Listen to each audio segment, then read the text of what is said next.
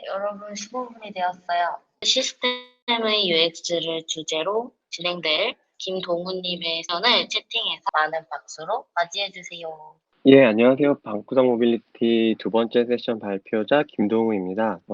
이런 웨비나는 경험해 보는데, 이제 마주치는 사람도 없고 모니터만 보고 있으니까 되게 이상하네요. 저는 지금 집에 있고요. 저는 아들 둘을 키우고 있습니다. 6살, 4살인데, 문을 잠궜더니 계속 난리를 치거든요. 가끔씩 애들이 난리를 치는 소리가 들려도 양해 부탁드립니다. 바로 내용으로 들어가도록 하겠습니다. 오늘 공유 드릴 내용은 자동차 인포테인먼트 시스템에 대한 이야기입니다. 여러분들에게는 낯선 분야일 수 있는데요. UX 디자인 노출이 되지 않은 그런 분야입니다. 저 역시 현대자동차에 지원할 때 개념을 잘 모르고 지원하기도 했었거든요. 또 오늘 이 시간은 그동안에 외부에 잘 알려지지 않은 인포테인먼트 시스템의 개념을 좀 소개하고 그 디자인 관점에서 어떤 특이점이 있는지를 좀 공유할 계획입니다. 저는 김동후라고 하고요. T라는 UX 에이전시에서 시작했고 스타트업에도 좀 있었고 지금은 현대자동차에서 제네시스 차종의 인포테인먼트 시스템 UX 디자인을 하고 있습니다. UI 설계부터 GUI 스타일링까지 다 하고 있고요.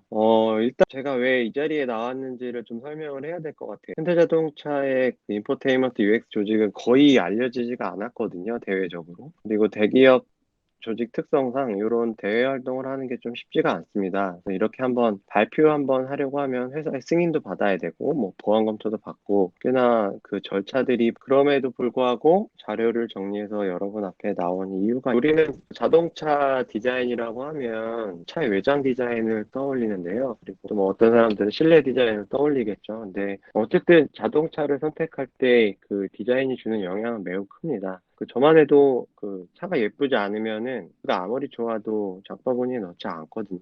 그래서 일반적으로 사람들은 자동차 외장, 내장 디자인이 자동차의 전부라고 생각을 합니다. 이런 곳에 나와서 인포테인먼트 UX를 소개하는 이유는 내외장 디자인 말고 숨겨진 영역에 대한 소개를 하고 싶어서 나왔고요. 실제로 인포테인먼트 시스템조차도 잘 알려지지가 않았습니다. 자동차에 관심이 있거나 실제 자동차를 소유했을 때만 경험할 수 있는 시스템이기 때문에 스마트폰 서비스 같이 이렇게 대중적으로 알려지기에 어려운 시스템입니다. 그래서 누군가는 좀 이 개념에 대해서 알리는 게 필요하다고 생각을 했고요. 그렇다고 지금 저희가 엄청나게 잘하고 있다는 건 아닙니다. 여전히 개선할 거는 많고요. 앞으로도 발전 가능성이 큰 분야입니다. 물론 지금 양산되어서 나온 거 말고 1, 2년 뒤로 바라보고 비공개 상태에서 한창 개발 중인 플랫폼들도 있는데 그런 것들은 당연히 지금 출시되어 있는 플랫폼보다도 훨씬 발전된 형태의 모습은 갖추고 있습니다. 어쨌든 앞으로 도전할 게 많은 그리고 분야라고 생각을 합니다. 여기서 질문을 하나 하려고 하는데요. 내비게이션과 내비게이션 관점에서 어떤 게 맞는 표현일까요? 이게 심지어 현대자동차 안에 커뮤니티에서도 저 두 개의 단어가 혼용이 되고 있습니다. 사실 별건 아닌데 저는 이런 거 바로 잡고 싶은 거거든요. 국어 사전을 좀 찾아보면 나와 있는 것처럼 영어 내비게이션 발음 기호를 근거로 해서 I로 표현되는 내비게이션이 올바른 표기법이다 정의하고 있습니다. 혹시 어휘로 쓰고 계신 분이 계셨다면 I 내비게이션으로 바꿔서 사용하시면 좋을 것 같습니다. 자, 그럼 본론으로 넘어가도록 하겠습니다.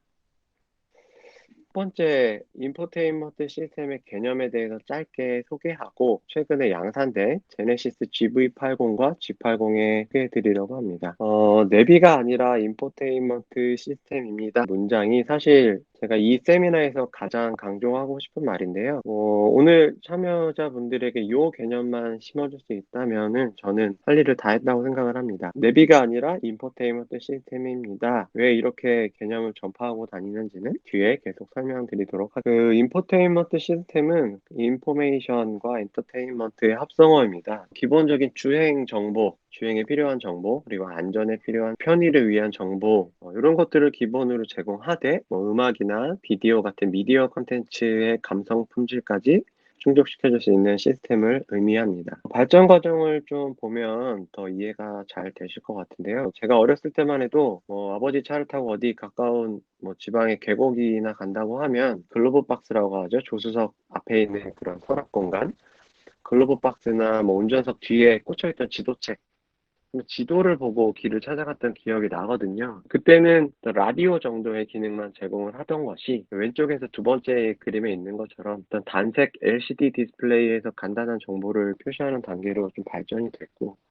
그다음 한 단계 더 진화해서 어, 왼쪽에서 세 번째 그림, 기본적인 오디오 시스템에 내비게이션, 길 안내를 해주는 내비게이션이 탑재된 형태로 제공이 되었습니다. 자동차에 무선 통신 기술이 들어가기 때문에 온라인 연결이 가능하기 단순한 내비게이션 이상의 플랫폼으로 진화하고 있습니다. 우리는 자동차 제조사에서 옵션으로 제공하는 내비게이션을 순정 내비라고 불렀거든요. 그리고 반대말은 보통 사제 내비라고 하죠. 뭐 아이나비 같은 게 대표적인 사제 내비게이션이었을 거고, 스마트폰의 티맵이나 카카오 내비가 그 자리를 대신하고 있습니다. 근데 지금 그 순정 내비가 이제는 사제 내비로 대체할 수 없는 플랫폼으로 진화했다고 저는 생각을 하고요. 그러니까 단순히 내비게이션 기능만 필요하다고 하면 모르겠지만, 차량의 주행 정보나 안전, 편의, 또 멀티미디어 기능 같이 그 길 안내 가치를 가진 스마트 디바이스로 개발이 되고 있기 때문입니다. 예전에는 뭐 순정 내비가 가격이 비싸니까 이렇게 구매 옵션에서 빼고 뭐 싸제 내비를 달자라고 하는 시절이 있었는데, 지금은 상황이 많이 달라졌습니다. 어떤 그 디스플레이나 하드웨어 가격도 계속 내려가고 있고, 그리고 기술 개발 비용도 점점 낮아지면서 가성비가 매우 향상되었거든요. 그래서 거기에다가 기본적인 내비게이션, 그 길 안내 품질도 좋아지고, 뭐 후방 카메라나 뭐 자율주행 기능, 이런 차량 연도 기능이 계속 탑재되면서 사실 이제는 별로 고민할 필요가 없는 필수 아이템이라고 저는 생각을 합니다. 현대자동차 그룹에서는 현대, 기아, 제네시스 브랜드를 가지고 있는데요. 각 브랜드별로 다양한 플랫폼을 제공하고 있습니다.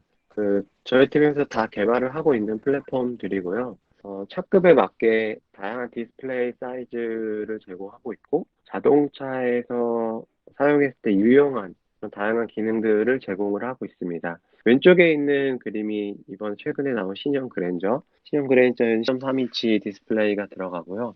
오른쪽에 있는 건 제네시스 GV80 모델입니다. 여기에는 10 와이드하고 큰 대형 디스플레이가 들어가고요. 소나타에는 뭐 10.25인치 뭐 다양한 거 있고, 뭐 뒤에 소개드리겠지만 증강현실 내비게이션, 음성인식으로 차량 제어를 한다거나 뭐 카페이 기능을 제공하는 등 뭐 다양한 신기능 등을 제공을 하고 있습니다. 이 차는 금년 1월에 출시된 제네시스 GV80입니다. 대형 SUV 모델이고요.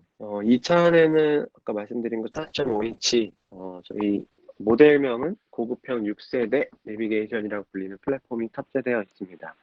요게 제가 담당하고 있는 플랫폼이고요. UI 설계부터 GUI 디자인, 그러니까 스타일링까지 모두 담당을 하고 있습니다. 이 차는 지난 3월에 출시된 제네시스 G80입니다. 모델이고요. 여기에도 GV80과 같은 그런 플랫폼이 들어가 있습니다. 고급 세단인데 뒷좌석에는 후석 인포테인먼트 시스템까지 탑재가 되어 있고요. 그 왼쪽에 보이는 디지털 클러스터도 왼쪽 상단에 보이는 클러스터도 저희 팀에서 개발을 하고 있는 플랫폼입니다. 요거는 사실 저의 그 전문 분야는 아니지만 디지털 클러스터도 상당히 매력적인 분야인데, 오늘은 설명해서 생략하도록 하겠습니다. 그럼 제네시스 인포테인먼트 시스템의 주요 화면들을 좀 소개를 드리려고 합니다. 빠르게 넘어갈 건데, 잘 모르시니까, 이 화면은 인포테인먼트 시스템이 켜졌을 때 나오는 동의함 화면입니다. 동의함 화면은 이 인포테인먼트 시스템을 쓰기 위해서는 무조건 거쳐야 하는 화면인데, 이렇게 자동차에는 조금 번거롭지만 안전과 관련된 법규 때문에 꼭 거쳐야 하는 좀 모바일에서 보기 힘든 태스크들이 있습니다. 그리고 다음은 홈 스크린입니다. 별다른 기능을 사용하지 않을 때 이렇게 홈 스크린 화면을 보여주는데요. 스마트폰의 잠금 화면과 비슷한 개념입니다. 홈 화면에는 그 현재 날씨 정보나 미디어 재생 정보, 그리고 지도 정보를 보여주고요. 날씨가 바뀌면 배경도 바뀌고, 그리고 지도도 주 야간에 따라서 뭐 색상이 바뀌는 등 뭐 다양한 화면들을 보실 수가 있습니다. 그리고 이번에 출시된 그 플랫폼은 2560, 720 고해상도의 와이드 디스플레이를 탑재하고 있고요. 32대 9 비율이죠. 굉장히 와이드 디스플레이를 제공을 하고 있습니다. 이렇게 가로로 긴 와이드 화면을 효율적으로 사용하는 방법은 멀티태스킹이 가능하도록 하는 건데요. 그림에 있는 것처럼 운전석 먼 쪽에 있는 영역을 어떤 다양한 기능의 멀티태스킹이 가능하도록 이렇게 분할 화면으로 설계가 되어 있습니다. 주행도 어떤 메인 화면 전환 없이 다양한 기능들을 쓸 수 있도록 구성이 되어 있습니다. 다음은 그 내비게이션 화면입니다. 우리가 흔히 볼 수 있는 화면이죠. 그 제네시스 내비게이션에는 밀크, 뭐 라떼, 모카 이름 지어진 세종의 2D 지도를 제공을 하고 있고, 그 이번에 출시된 제네시스 플랫폼에는 현대자동차 내비게이션 최초로 네온 스타일의 테마도 제공을 하고 있습니다. 복잡한 정보를 좀 최소화하고 경로 안내에 집중할 수 있도록 만든 지도 테마죠. 위에 있는 게 이제 네온, 그리고 아래에 있는 게 네온. 그리고 증강현실 내비게이션도 제공을 하고 있습니다. 그 경로 안내를 할 때 도로 위에 어떤 입체적인 정보를 매핑해주고 경로에 핀 내비게이션이라고 할 수가 있습니다. 또 다양한 형태의 미디어 콘텐츠를 즐길 수가 있는데요. 제네시스에는 하만이라는 브랜드에서 시콘 사운드 시스템을 제공하는데 차에 좋은 브랜드에 달려있는 경우에는 더욱 좋은 강력한 사운드를 즐길 수가 있겠죠. 그리고 다음은 모바일 커넥티드 서비스입니다. 요즘 사실 인포테인먼트 시스템의 화두는 이 모바일 서비스와의 연동이거든요. 현대는 블루링크, 기아는 유보, 제네시스는 제네시스 커넥티드 서비스라는 앱을 가지고 있습니다. 그 서비스를 통해서 한층 강화된 연동 기능을 활용할 수가 있고요. 여기 사진에 있는 기능은 도보 길 안내 화면입니다. 이거는 뭐 이미 상용화되어 있는 그런 서비스인데 차하고 연결을 시킨 거죠. 그래서 차를 타고 가다가 주차장에 차를 세워놓고 목적지까지 걸어가야 하는 경우에 이 길을 통해서 이 앱을 통해서 길 안내를 받을 수 있는 그런 기능입니다. 그리고 뭐 스마트폰에서 원격으로 내 차 주변의 상황을 확인할 수도 있고요. 뭐 구글 캘린더를 연동해서 차량 내에서 일정 알림을 받거나 또는 일정에다가 장소를 입력한 경우에는 목적지 안내로 바로 연결을 시킬 수가 있습니다. 그리고 음성인식 기능도 계속 강화가 되고 있고요. 뭐 이거는 사실 광고를 통해서도 많이 알려진 내용이기는 한데 목적지 같은 건 기본이고 날씨, 뭐 뉴스, 운세 등의 컨텐츠들도 탐색을 할 수가 있습니다. 그리고 뭐 선루프를 연다거나 창문을 닫는 등 뭐 차량을 제어하는 수준의 음성인식 기능을 제공하고 있고요.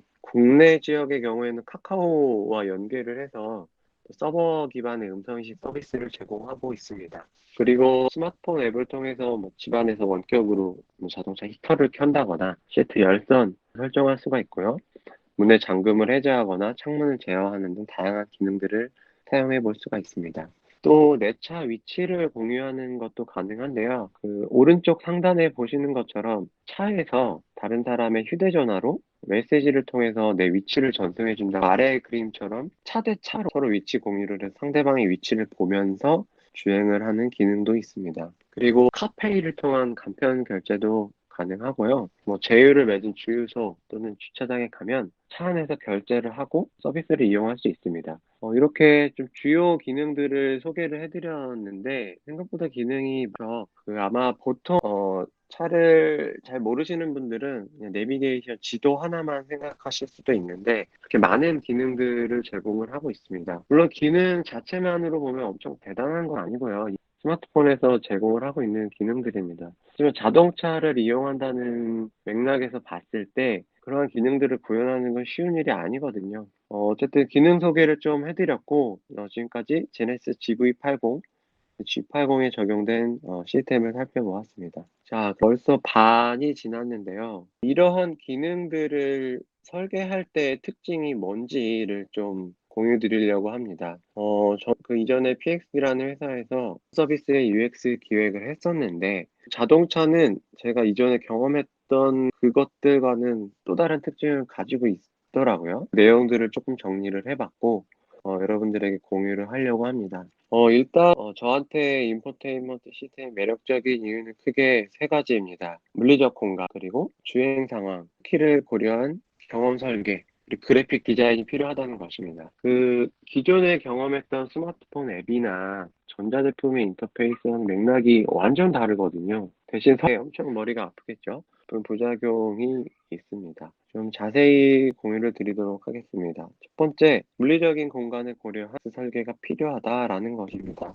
가장 첫 번째로 신체 동작 반경에 따른 정보 우선순위를 고려해야 합니다.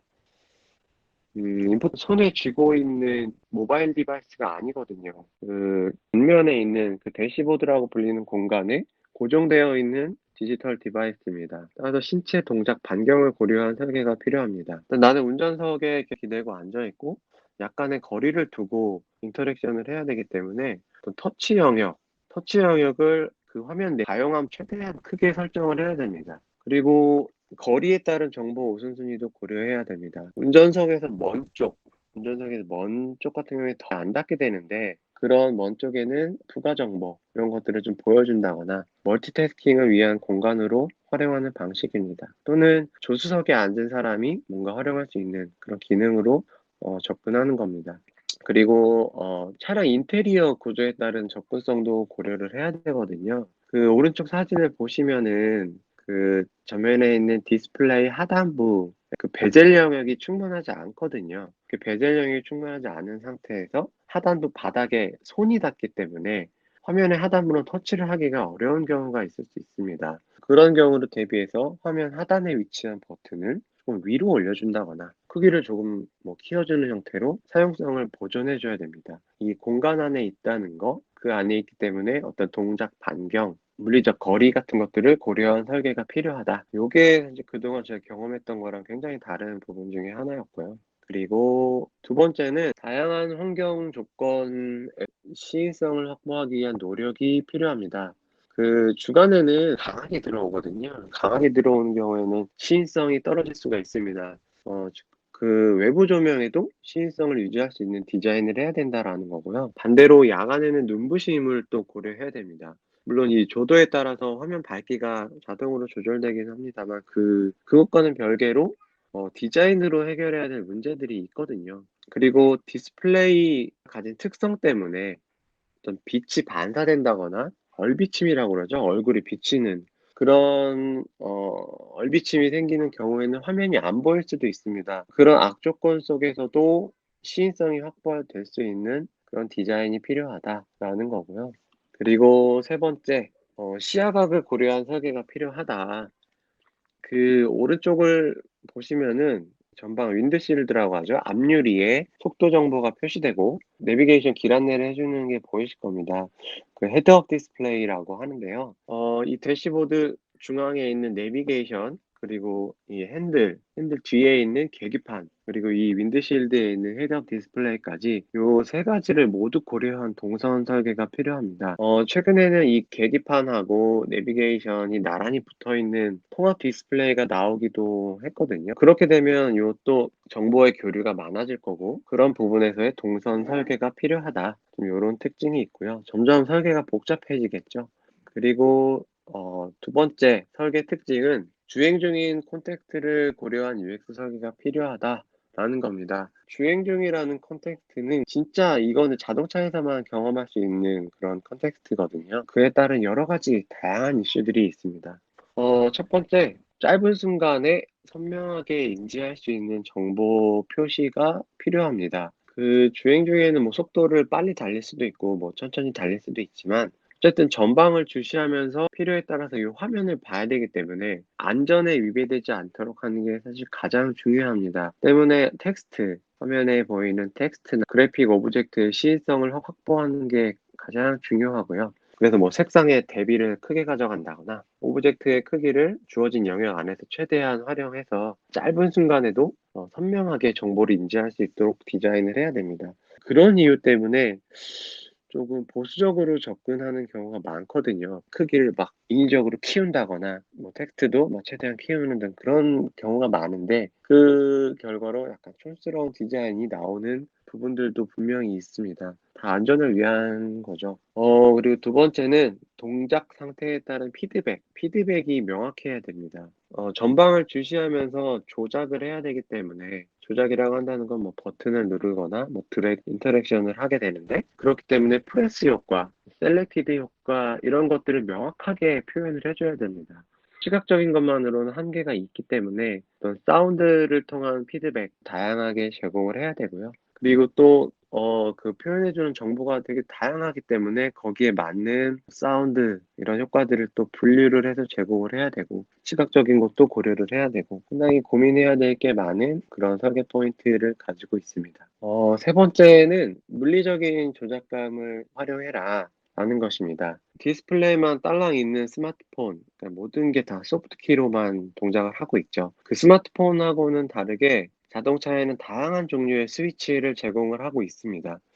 전방을 주시하면서 주행 중에 다양한 조작을 가능하게 하죠. 물론 최근에는 현대자동차 외에도 다른 타사 브랜드에서는 버튼을 축소하는 게 트렌드 같이 되어버렸는데, 개인적으로는 어떤 최소한의 사용성을 보장하기 위한 하드키는 꼭 있어야 된다. 차에서는 모든 걸 다 소프트키로 대체할 수 없다라고 저는 생각은 합니다. 테슬라나 이런 것들 보면 거의 없거든요. 그냥 커다란 디스플레이 하나만 있고 대시보드에 키가 하나도 없는 최소한의 사용성 보장을 위한 하드키는 저는 필요하다라고 생각을 합니다. 또 이거는 자동차만 가지고 있는 특이점이라고 생각을 하는데, 주행 중인 상황에서는 이 시스템의 조작을 제한하는 경우도 있습니다. 주로 미국 시장에 이런 규제 사항이 많은데, 그 주행에 방해가 된다고 규정된 항목들은 메뉴 진입 자체를 막기도 하고, 드래그나 이런 동작 같은 키 조작을 제한하기도 합니다.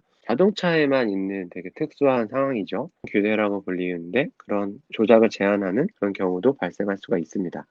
그리고 음성인식 활용도가 점점 높아지고 있는데, 음성인식을 활용하면 또 별도 조작 없이 명령을 내릴 수가 있기 때문에 매우 유용한 도구 중 하나죠. 그 내비게이션 목적지를 입력한다거나 창문, 트렁크, 썬루프도 열고 미디어 콘텐츠도 제어할 수 있고 다양한 용도로 활용할 수가 있습니다. 그리고 마지막으로는 하드키 연동을 고려한 UX 설계가 필요하다라는 것입니다.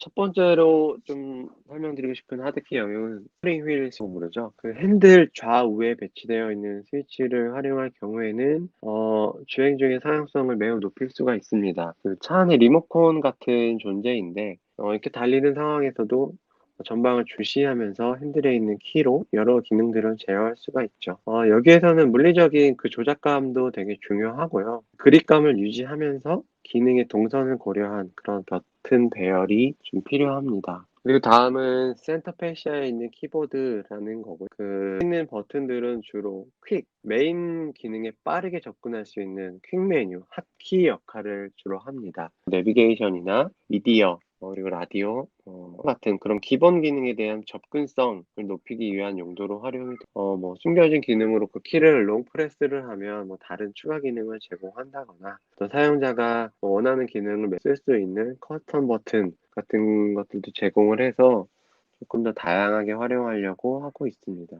그리고 마지막인데요. 별물 조작 컨트롤러입니다. 지금 통합 컨트롤러라고 지금 작성을 해 놓았는데, 보통 요거는 운전석 오른쪽, 우리가 기어 박스라고 부르는 콘솔 박스라고 부르는 그 영역에 있는 컨트롤러입니다. 그 상하 좌우로 틸트를 통해서 방향 조작을 한다거나, 동그란 다이얼이 있는데 그 다이얼을 돌려서 휠 조작을 통해서 컴퓨터 마우스와 같은 역할을 하기도 합니다. 또 중앙에는 터치패드 같은 것도 제공을 하기도 하는데, 이런 터치패드에는 필기 인식 기능도 제공을 한다. 뭐 이런 것들을 통해서 목적지 입력이나 패스워드 같은 것들을 쉽게 받아주기도 하고, 터치패드를 드래그하거나 뭐 클리킹을 하면 또 다른 화면 탐색 기능을 제공한다거나, 그런 다양한 유용한 하드키들을 제공을 하고 있습니다.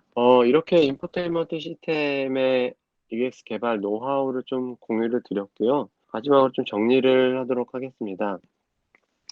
오늘 소개해드린 시스템은 제가 처음에도 말씀드렸지만 내비가 아니라 인포테인먼트 시스템입니다. 내비게이션은 인포테인먼트 시스템에서 제공하는 그냥 하나의 기능이고요. 물론 내비게이션이 이용 빈도가 가장 높고 되게 덩어리가 큰 중요한 기능이기는 한데, 어쨌든 전체적으로 보면 이 시스템 플랫폼에서 제공하는 하나의 기능이라는 거죠. 물론 내비게이션만 개발팀이 따로 있고요. 저는 이 내비게이션 그 지도 안에서의 UX 디자인을 하지는 않고 이 인포테인먼트 시스템 전체의 UX를 디자인하는 사람입니다.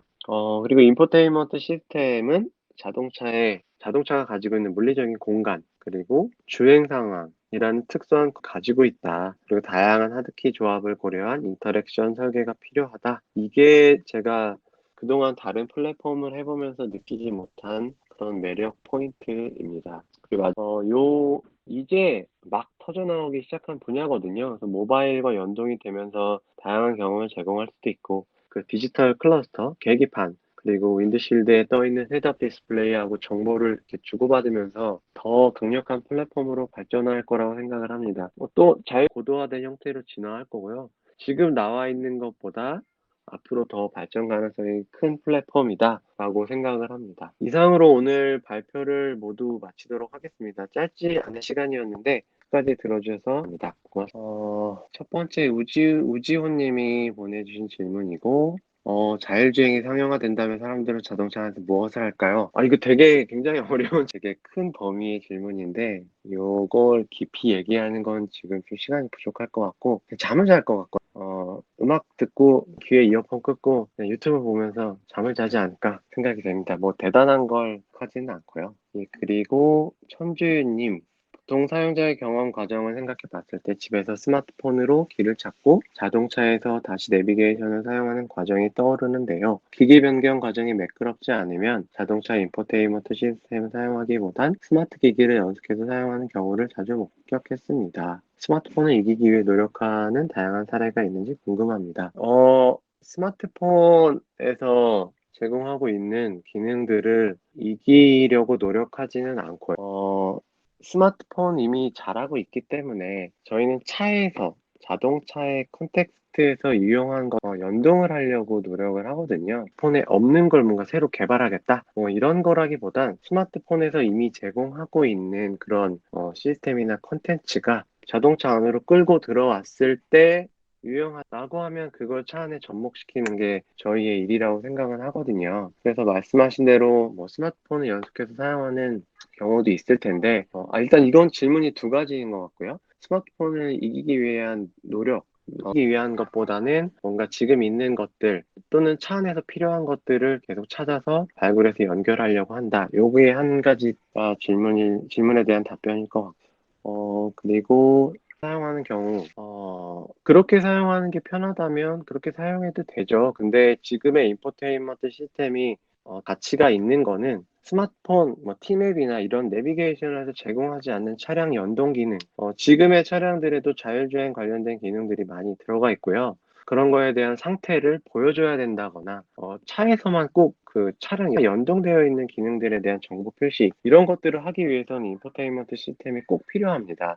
그런 관점에서 좀 구분이 되어야 된다고 생각은 하거든요. 지금의 스마트 기기는 티맵, 내비게이션 기능 하나만 딱 쓸 수가 있는데, 그거 외에도 차에서 필요한 다양한 기능들을 인포테인먼트 시스템에서는 제공하고 있다라고 설명을 드리고 싶습니다. 최종 목까지 안내하는 모바일 서비스 사용률이 얼마나 되고 실용성이 있는지 궁금합니다. 요게 지금 의미하는 게 지금 정확히 뭔지 제가 이해가 안 되는데, 아까 폰에서 도보 길 안내하는 그거를 말씀하시는 것 같고요. 요거는 제가 사용률까지는 정확히 답변 드리기는 좀 어려울 것 같습니다. 이거는 진짜 궁금하시다면 제가 나중에 확인을 해서 알려드려야 될 것 같고요. 지금 그런 데이터까지는 제가 최근에 확인해 본 적은 없어서 좀 답변 드리기는 어려운 것 같습니다. 그리고 두 번째, 인포테인먼트의 가장 중요한 점은 보안이라고 생각합니다. 나의 소중한 개인정보뿐만이 아니라 제어 시스템이 타인에게 제어가 된다면 그만큼 위험한 상황이 되리라 생각됩니다. 보안을 위한 장치 되어 있나요? 지금 제가 그 플랫폼 진짜 그 소프트웨어 개발 로직까지는 정확히 설명드리기는 어려울 것 같고요. 근데 그런 보안을 위한 장치들은 이미 다 들어가 있는 걸로 알고 있습니다. 그래서 지금 상황에서는 외부에서 뭔가 접근하는 게 좀 어렵다라고 알고는 있고요. 다만 제가 개발자가 아니다 보니까 그 부분에 어떤 로직을 가지고 어떤 알고리즘을 가지고 이게 적용되어 있는지까지는 좀 설명은 어려울 것 같습니다. 그리고 다섯 번째, 테슬라 일부 모델에서는 15인치 사이즈 디스플레이에 대부분의 조작을 넣는 사용자 인터페이스를 채택해서 놀랐는데요. 현대차에서는 그 정도 인터페이스를 고려하고 있는지 궁금합니다. 일단은 현재 저희 쪽에서 그렇게 테슬라처럼 버튼을 다 삭제하면서 소프트키로 다 대체하는 계획은 아직 없습니다. 제가 아까 말씀드린 것처럼 물론 개인적인 생각이긴 하지만 주행 중인 상황에서 사용성을 높이기 위해서는 어떤 물리적인 조작감을 제공하는 하드키는 최소한은 필수적으로 있어야 된다고 생각을 하고요. 일단 지금 저희가 가지고 있는 로드맵 상으로는 이렇게 테슬라처럼 다 제거한 형태의 인터페이스는 없습니다. 그거보다 훨씬 줄인 정도의 모델은 나올 계획은 있는 걸로 알고 있는데 완전 다 이 소프트키로 대체하겠다 이런 건 없습니다. 6번, 제네시스 GV80은 물리적 공간을 고려 너무 멀다. 이거 먼 거 맞고요. 요거는 사실 실내 인테리어 디자이너 좀 물어보고 싶어요. 왜 이렇게 멀리 설계를 했냐 물어보고 싶기는 한데, 대신 먼 대신에 그걸 보완하기 위한 장치들이 있거든요. 그래서 아까 마지막에 제가 보여드렸던, 그 통합 컨트롤러를 보여드렸었는데, 이게 제네시스에 탑재되어 있는 그 컨트롤러입니다. 컨트롤러 통해서 주행 중인 상황에서도 이 컨트롤러만 조작을 하면서 그 시스템을 다 탐색을 하고 조작을 할 수가 있거든요.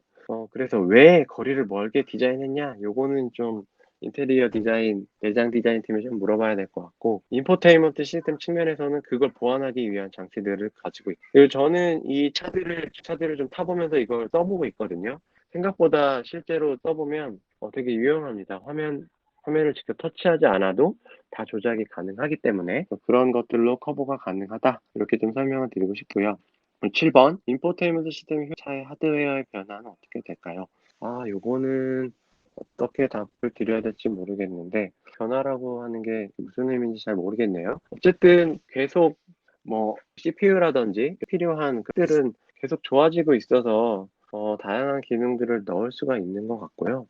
변화라고 하면 그냥 사양을 계속 높이고 또 가격이 내려가기 때문에 거기에 대한 사양 옵션의 가격이 좀 계속 내려가는 거? 이런 것들이 있지 않을까 생각이 됩니다. 그리고 경우 IB 것이 눈에 띄었는데요. 방향도 그래요. 궁금합니다.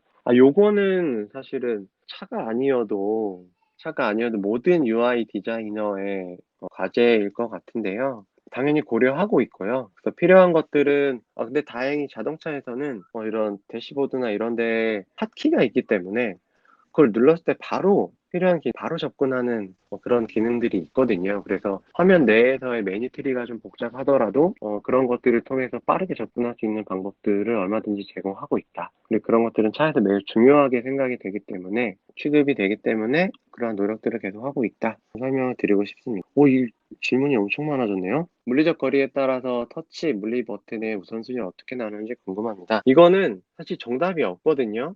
또 이렇게 해보고 고객의 반응을 좀 받아본 다음에 이게 아니다. 이게 더 필요하다라는 어떤 데이터가 있으면 또 바꾸기도 하고, 그렇게 이렇게 정답이 없고, 그때그때 데이터, 상황에 맞는 트렌드에 따라서 좀 다르게 분류해서 사용하고 있습니다. 그리고, 10번. 특정 기능을 추가 개선하는 과정에서 어떤 방법으로 가나? 저희는 이제 제조사고요. 정말 다양한 루트를 통해서 사용자의 목소리가 수집이 됩니다. 직접 고객센터로 전화가 오기도 하고, 정비소에서 이런 보이스가 들어오기도 하고요. 되게 다양한 것들에서 수집이 된 것들이 저희 팀으로 다 전달이 돼서 그런 것들을 최대한 반영을 하면서 개선을 하고 있습니다. 그리고 또 미래 자율주행 시대 가이드라인은 나와 있고요. 저희도 또 나름 표준을 가지고 있기 때문에 가이드는 나와 있지만 계속 디스플레이 사이즈나 그리고 새로운 플랫폼들이 계속 나오고 있기 때문에 가이드는 계속 새롭게 업데이트가 되고 있습니다. 그리고 벤치마킹 서비스 분석. 벤치마킹은 사실 현대자동차 내에 이런 걸 전문으로 하는 팀들도 있고요. 저희가 그리고 차가 나오면 연구소에서 저희가 그 차를 다 써볼 수가 있습니다. 그래서 담당자들이 실제로 현장에 가서 다 써보고 분석해서 데이터를 얻고요. 직접 그리고 경쟁사 새 차가 나오면 다 연구소에 들어오기 때문에 다 타볼 수가 있습니다. 그리고 스마트 클래스? 제가 답변 드리기가 질문이 좀 명확하게 이해가 잘 안 돼서 넘어갈 수 있도록 하고요. 스퀘어모피즘 트렌드인가요? 요거는 꽤 트렌드도 트렌드지만 사실 저희는 현대 기아 제네시스가 가지고 있는 컨셉, 거기에 맞춰서 좀 디자인을 하기 때문에 트렌드도 트렌드지만 브랜드 특성을 많이 탄다. 그리고 글로벌 차를 판매하기 위해서 사실 글로벌 저희가 고려를 하지만 일단 국내 기준으로 대부분 설계를 하고 있습니다. 그리고 다른 기업과 차별화된 장점은 무엇인가요? 요거는 지금 이렇게 선명하게 떠오르는 건 없어서 조금 넘어가도록 하고요. 그리고 음성인식으로 조작하는 게 최적의 UI, UX이지 않을까 싶습니다. 음성 명령과 핸들키를 동시에 이유가 있을까요? 음성인식이 말씀하신 대로 좀 답답한 부분도 있고요. 그럼에도 불구하고 좀 서버 기반으로 동작을 하기 때문에 생각보다 많은 부분을 컨트롤할 수가 있습니다. 근데 아직 주행 중인 상황에서는 소음이 들어갈 수도 있고, 뭐 그런 부분에서의 어떤 음성 인식 같은 것들은 조금 더 보완이 되어야 될 것 같고요. 모델별로 제공하는 핵심 가치와 전략은 너무 브랜드 관점에서 큰 얘기라 좀 넘어가도록 하고요. 음성 인식률, 그거는 음성 인식 그 담당자가 있어서 그쪽에서 좀 확인을 해봐야 될 것 같습니다. 수집에 관련된 건 아까 말씀을 드린 것 같고요. 데이터 수집, 저희도 다 플랫폼 안에 다 뭐 구글 애널리시스 같이 그런 장치들을 다 심어 놓고 데이터를 수집하는 그런 프로세스가 다 있고요. 그리고 뭐 말씀드린 대로 여러 채널을 통해서 사용자들의 그런 컴플레인이나 이런 게 들어오기 때문에 그런 것들을 수집해서 하려고 하고 있습니다. 음성인식 서비스가 인격화되어 있나요? 지금 그런 것들을 준비는 하고 있고요. 지금은 카카오 어피치나 라이언이 나와서 대응을 해주고 있습니다. 그리고 현업에서 이것도 사실 제가 답변을 친절하게 잘 해드릴 수 있는 분야긴 한데 지금 너무 길어질까봐 요거는 조금 넘어갈 수 있도록 하겠습니다. 그리고 고급 모델인 통합 데미트 예, 그래서 이 통합 근데 조금 다르기는 한데 그 스티어링 휠에 있는 거는 주행 자율주행이라든지 이런 관련된 기능들도 많이 들어가 있어서 순전히 인포테인먼트 시스템을 위한 조작계는 아니거든요. 그래서 이 컨트롤러는 순전히 인포테인먼트 시스템을 조작하기 위한 것이라 그거는 조금 구분되어 있는 상황입니다. 디자이너 대시보드 크기에 대한 변화를 제기할 수 있는 이거는 사실 그 내부 인테리어 하는 디자인 팀에서 오너십을 많이 가지고 있고요. 저희는 디스플레이 사이즈가 주어지면 거기에 맞게 디자인을 하고 있습니다. 기본적인 질문에는 답변을 다 드린 것 같은데 어떻게 마무리를 하면 될까요? 네, 주신 분들 중에 두 분 네. 선정해 주실 수 있나요? 여기에 뭔가 남겨야 되는 건가요? 제가 보고 따로 알려드리면 안 되는 건가요? 좀 많아서 너무 성의 없이 또 하면 안 될 것 같고요. 제가 한번 다시 보고 할 수 있도록 하겠습니다. 그러면 관계상 너무 많은 질문을 받을 수 없다는 점 아쉽지만 저희가 정리를 해야 할 것 같고 주신 김동훈님께 다시 한번 부탁드릴게요. 네, 들으신 세션이 많이 도움이 되셨으리라 생각해요. 모빌 발전하고 우리의 삶에 깊숙이 녹아들고 있습니다. 오늘 내용은 여러분의 궁금증이 해소되었으면 좋겠네요.